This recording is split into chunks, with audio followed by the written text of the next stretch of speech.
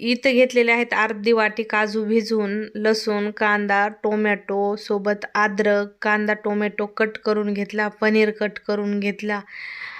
पॅनमध्ये तेल टाकून कांदा हलक्या ब्राऊन कलरवर भाजून घेतला. सोबत कांदा टोमॅटो अद्रक लसूण खडे मसाले टाकून मिक्सरमध्ये एकदम फाईन पेस्ट तयार करून घेतली. कढाईमध्ये तूप गरम करून जिऱ्याची फोडणी दिली आणि जी पेस्ट आपण तयार केलेली होती ती पेस्ट टाकून घेतली. पेस्ट 2-3 मिनिट छान फ्राय करून तिखट, मीठ, हळद, लाल चटणी, गरम मसाला मिक्स करून घेतला. 2 मिनिट पेस्ट परतून घेतली.